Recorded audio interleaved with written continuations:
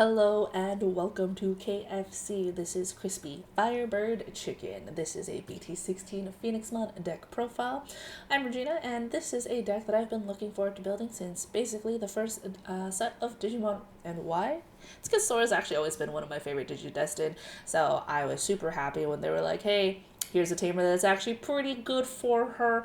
And with the fact that there's been some new cards printed, and I've been building this deck since BT11, I'm finally happy to announce that it is pretty much a scary deck if it pops off properly and can catch people off guard. So let's get right into it, right?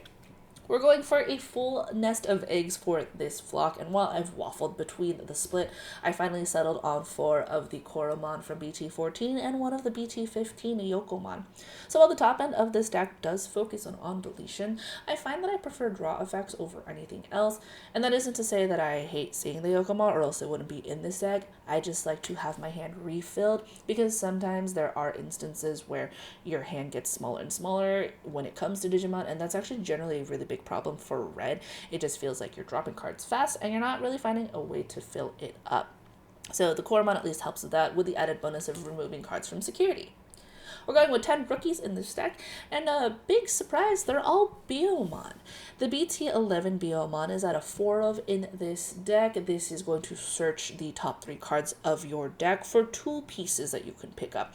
One is going to be a red Digimon card with vaccine in its traits, and spoiler alert, all of the Digimon cards in this deck are vaccine. It also searches for 1 red tamer card among them, so also, spoiler, you're running nothing but red tamers in here. So this should theoretically search the entire deck except for options. It's beautiful if you manage to hit 2 things. It's terrible if you manage to hit 0 things, but 90% of the time you're going to at least be able to pick up 1 thing from this search. The on deletion is also a pretty nice effect. On deletion, if you have a red tamer in play, you can gain a memory. So great search, great chances to be able to pick stuff up, and it's really just a nice way to thin out your deck for pieces. We're going with a 4 of next of the BT15 Biyomon, and when I am telling you I think this card is ridiculous, I genuinely mean it. This is one of the rookies that, for the original Digidestined, when it got printed, it has the start of main phase trigger. So start of main phase for this Biyomon, you're going to pitch a Digimon card with the corresponding traits for the deck. You pitch it from your hand, and that's fine, right? And then that lets you search the top 4 cards of your deck. That's cool. You lose a card, you look at the top 4. Seems fair. And then it says you can choose a red card from among of those to add to your hand, and the rest go to the bottom of your deck. The part where it says a red card is what gets me every single dang time, because it doesn't say a Digimon card, it doesn't say an option, it doesn't say a tamer, it just says a red card. That means if you are missing a piece, if you want an option, you can pick up those to your little heart's content, and Biyomon says, yeah, that's cool, as long as you make sure to pitch like one of the bird traits in there, right? Its inherit is actually also pretty neat. It works really well with the Koromon because they are both, when a security is removed, when a card is removed from your opponent's security, you either get the draw from the Koromon or you can gain a memory back with this Biyomon inherit. And really at the end of the day, isn't all we want in Digimon just a chance to gain memory and draw cards? Like, it's perfect, right? Crazy. So the last 2 Biyomon that we are going to be running are actually the EX1 Biyomons here. They're just vanilla Biyomons. They don't have any like fancy on plays or etc. stuff like that. They are 2K rookie, which is kind of nice.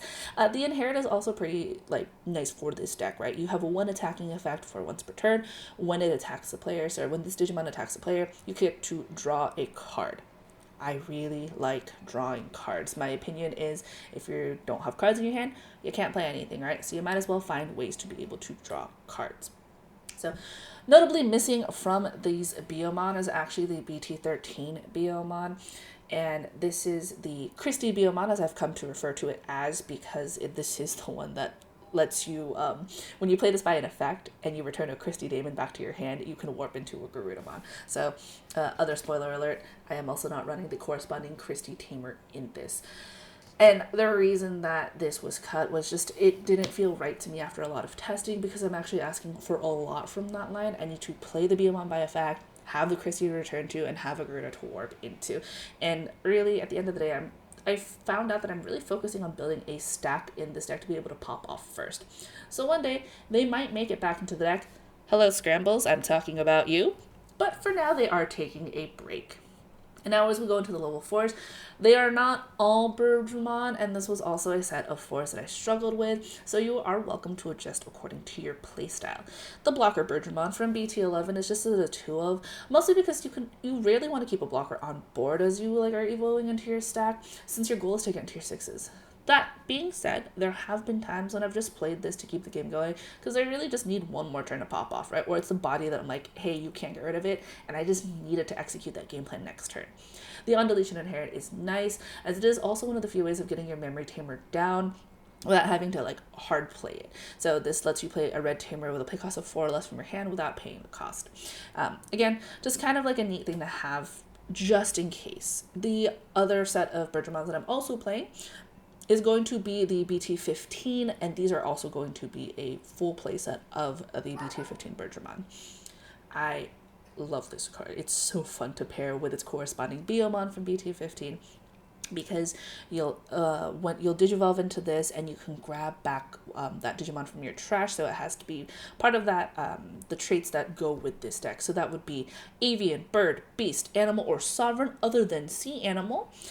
And the nice thing about this is that you actually kind of go up a card in some ways, right? Because if you pitch the card to Biyomon, you evo into this, right? You find a card from Biyomon, so you add that card that you got rid of into your hand. You evo into the Birdramon, you draw a card, and then you can return the card you pitched with Biyomon to your hand.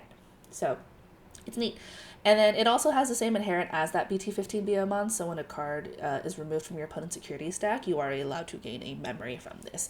So they kind of go really well together, because at one point you're basically getting 2 memory back, and it's neat.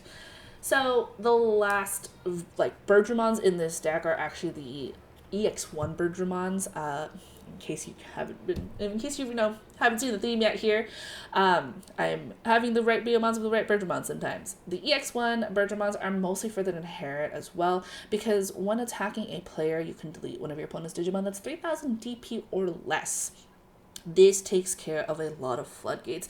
Specifically, the floodgates you want to look out for are things like Pillowmon effects or Gazimon effects. So things that say players can't play Digimon by effects, or players can't gain memory except by tamer effects. Those put sort of a really difficult stop to the top end of this deck, and it's just a neat little way to be like, all right, cool, I'm going to attack your security, so even before you block, I'm going to delete that floodgate.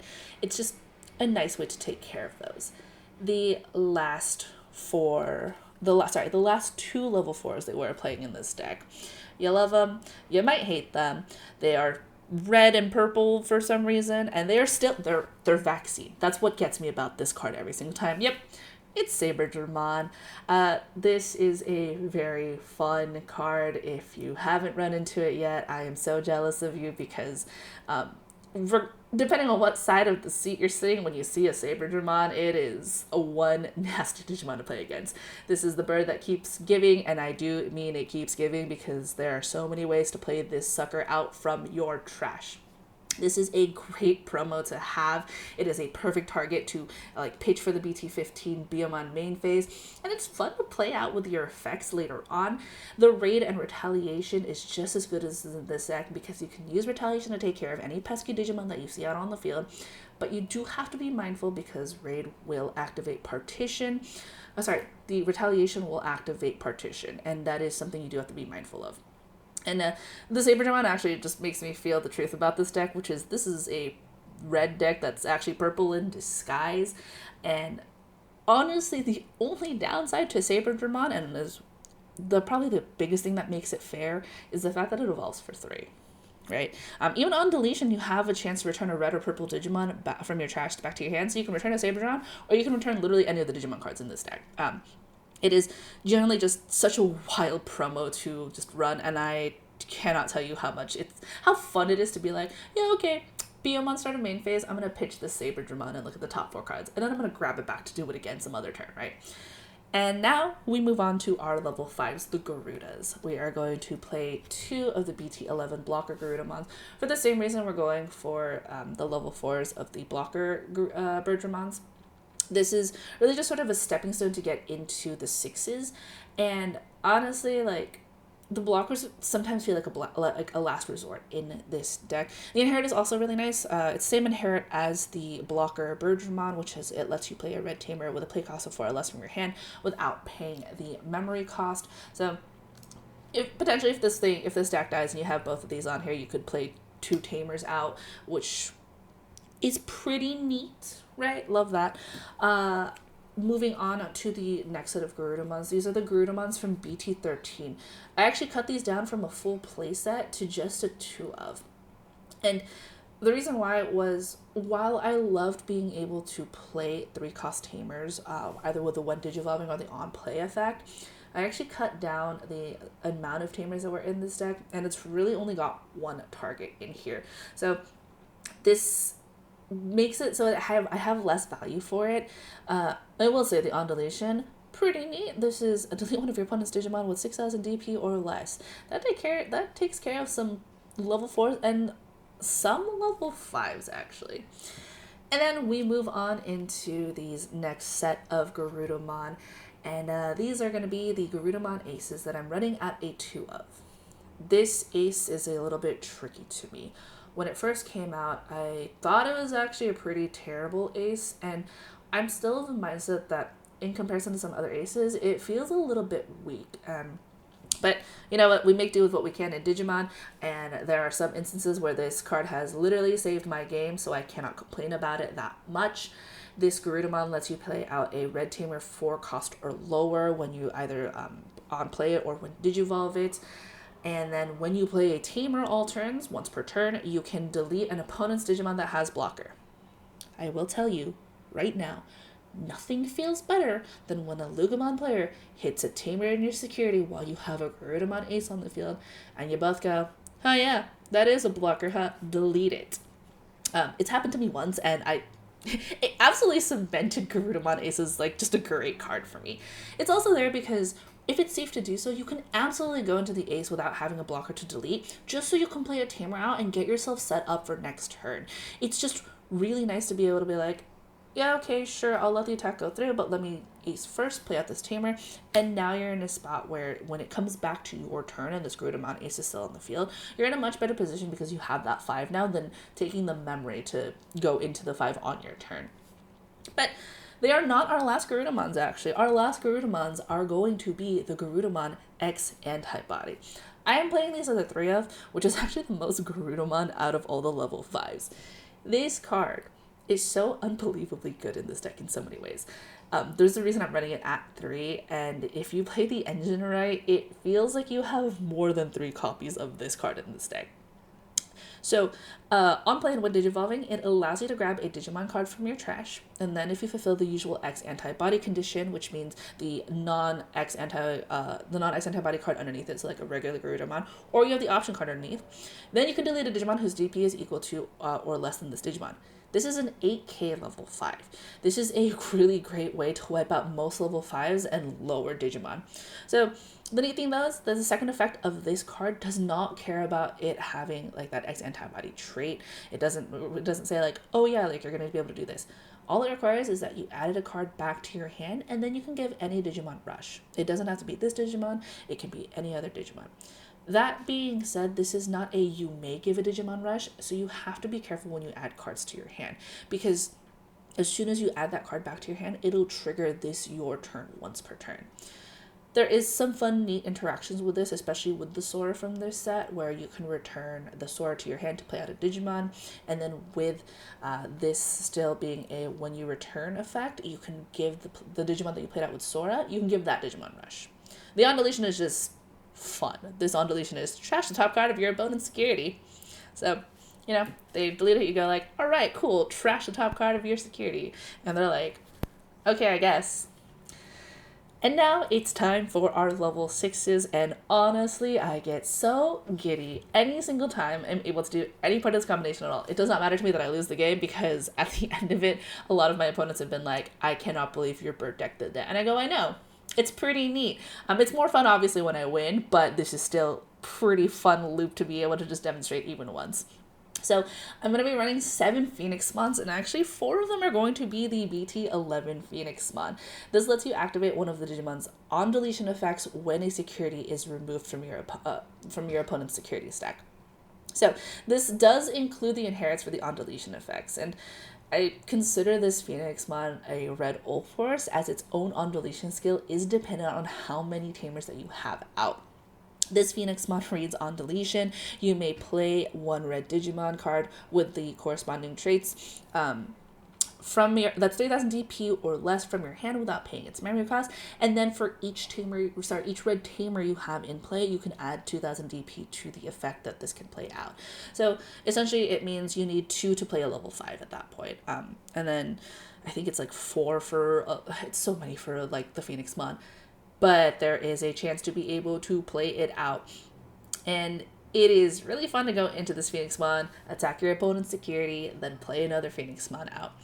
I will let you know, though, that you have to be, like, if you hit an option card in security, you will not activate the on deletion if the option removes the Digimon. It is a very weird ruling, but it is very important to take note of. So the other Phoenixmons that I am running in this one are actually just going to be the new Phoenixmon X Antibody. It evos for 2 over a Phoenixmon, but it's a whopping 5 memory to evolve over level 5, and that's okay. It's totally fine. It thankfully has Blitz, and on your turn, if you fulfill the X Antibody conditions, then all of its on deletion skills get tagged with an end of attack. So it becomes instead of an on deletion, it becomes an end of attack effect. So your opponent can block you. That's totally fine. You also get the on deletion skills. You die to a non-option or non-tamer induced effect in security. Totally okay. You'll still get the on deletion skills. If you survive, then you still get the on deletion skills end of attack, as long as that X Antibody or the Phoenixmon is in its sources. So really, it's like a win-win no matter what. The top end of this deck can genuinely loop into a game ender if you manage to sequence correctly, and with these 2 birds, you're definitely sure to fly a cut above the rest. Some really fun things that you can do is, if this Garuda X Antibody is underneath it, you can stack the on deletion effects in a way where you can play a body out with this Phoenixmon X Antibody's on deletion skill. It lets you play 11,000 DP or less Digimon from your hand without paying its memory cost, and then you delete an opponent's Digimon whose DP is equal to or less than the Digimon played by this effect. So if you play out a Phoenixmon with the Phoenixmon X Antibody, and then you use the on deletion skill for the Garudamon to trash the top card of your opponent's security stack, you can already activate this Phoenixmon's ability. It is really fun to see it all happen, just because you're choosing the order of all these on deletion skills. And the most important thing about this deck is, please make sure you read all of your cards. I did make the decision to cut out the BT15 Phoenixmon from this deck, and that would be this one. And it's because I actually wanted to see the BT11 Phoenixmon more, and I wanted to utilize that your turn effect a lot more. This BT15 Phoenixmon just felt really passive, despite the fact that it's either able to clear bodies or get rid of security, and it's just super dependent on what your opponent has security count-wise. So I'm still kind of debating about it, but I feel really comfortable with just having the BT11 Phoenixmon as my main Phoenixmon. This one was good in early iterations of the deck, but I find that I just really love these 2 Phoenixmons a lot more together. And now we're going into our tamers. We're only running 2 different tamers in this deck. Out of 4 of, we are going to see Akiho from BT11. She is basically if you do not see this tamer, you are basically going to have a really, really rough time in the top end of this deck. She lets you search the top 4 cards of your deck to pick up a vaccine trait in there, and then your turn, when a Digimon is played by an effect, you can tap her to give that Digimon rush. She is part of the loop, and while the X Antibody Garudamon does give you a little bit more leeway in terms of that, this is definitely a tamer that, if your opponent doesn't target it down somehow with either like a tamer deleting effect or a way to like suspend it and keep it from unsuspending, they're definitely letting you get away with a lot of stuff with this card. I can't imagine not running this as a 4 of, in all honesty. And then the last tamer that I'm running at a 3 count is the Sora from BT15. I love this art so much, and I'm so happy I managed to get these cards. And I'm so genuinely excited that we finally got a memory tamer for her, because one, she absolutely needed it because her original card was not a memory tamer, but her second ability makes her so good and way better than her predecessor card, which, as much as I love Sora, was not a difficult bar to clear. So what she does is, when you return a red Digimon card from your trash to your hand, by returning Sora to your hand, you can play a 13,000 DP Digimon or less from your hand without paying the memory cost. It does still have to fit the types for like this Bird Avian deck, but it means you could basically play a Phoenixmon X Antibody for free, which neat, but also kind of funny. However, you reduce the DP of the Digimon you can play by this effect by 2,000 DP for every security your opponent still has. So at 5 security for your opponent, you're still able to get a Biyomon out, and at 1 security, you can get just this type of Phoenixmon out. So it is still a fun feeling to be able to go, all right, I'm going to return this Digimon from my trash to my hand, return Sora, play out this Digimon, tap Rindou to give it rush, or use the Garudamon X Antibody to give that rush, right? There are times where I think I've managed to pull it off once, where I've had 3 Sora and returned all 3 and played out 3 different bodies. And it is such crazy sequencing, and when it happens, it's just really great. But we're going to wrap up this deck with the options, and I would love to start with one of my favorite cards from last set. This is Wings of Love, which is at a 2 of in this deck. This card does so much for the deck. It lets you play any tamer. So basically, it lets you play the Sora and the Rindou for just paying 2. And that means you can get a Sora out for really cheap in early game, and that's really nice. But the second effect is, if you have a Sora in play, you can return a Digimon card. You can return 1 red Digimon card without like the type restriction in there from your trash to your hand. And then you can just trigger the Sora, and you could play another Wings of Love and play it out again. And it's just, again, for 2 memory is so nice. Its security effect is also really good. You can play a Biyomon from your hand or from trash without paying the cost. And then you add the card to your hand. So you're like, oh, cool, I needed a way to search, and they just happen to hit a Biyomon searcher in security, and then they hit this, and you're like, well, I'll just play out that Biyomon now, and you have a free body on board. It's so good. And then you can put this to your hand, like, what the heck? It's just so nice. And then the next options we are running in here are the offense trainings. And honestly, these could be memory boosts as well, but I have found myself preferring trainings over boosts, especially in decks that are majority monocolored. I've been finding that more and more I love having these over memory boosts.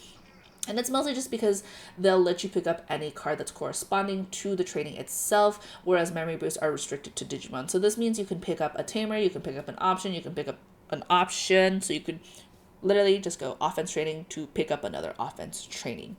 And I will say that this has just been always a nightmare to hit in security for anybody, because there's nothing worse than being like, all right, cool, I'm going to swing at security, and then you hit a training and you go, well, I just sort of helped you set up for next turn. So while I do love the search option for this, both having it both in security or being able to play it, both are great. And then the last 2 cards, the only things that this actually won't search are the last 2 cards in this deck, which are going to be the X Antibody Protoform. Now, I tested out a lot between regular X Antibody and X Antibody Protoform, and the reason I came to the conclusion that I liked Protoform better was because it helps you reduce the evolution cost, and this deck can be very memory hungry. Even when I was running memory boosts in this deck, it just never felt like enough. So anything that can help cheapen the cost, either through the trainings or through the Protoforms, helps a lot. The thing you have to be mindful about, though, is that if the Digimon that has the Protoform attached to this would leave the battlefield, when you return one of the sources to your hand, if you choose a Digimon that has an on-deletion effect, you won't get the on-deletion, because on-deletion effects happen in trash, and Protoform stops that card from ever hitting the trash. It'll hit your hand before it ever sees the trash. So just, again, keep that in your mind. The last notes I have to say about this deck is that I want at some point to try to fit back in a Crimson Blaze. I think it's really good in this format. But for right now, this is the final deck that I've come up with. I'm very happy with it. I've played it a bunch against friends, and they are always very upset whenever I to the whole loop. And it's in a fun, joking way, obviously. It's been a delight to have the deck come together in a more aggressive way. And my only request for you guys is that if you ever play this deck, please savor the first time that you play a Phoenixmon off of a Phoenixmon. It is so neat and it is so fun to be able to do. And as always, this deck has been catered to my personal taste, and this has come from extensive testing. So honestly, go forth, have fun testing it yourself, have fun playing it, just enjoy being like, Phoenixmon dies, I'm going to bring back another Phoenixmon. So I really hope you enjoy this deck because I have had so much fun building it and I've had a lot of fun playing it. So hope you enjoy it, and thanks for watching. Really appreciate it.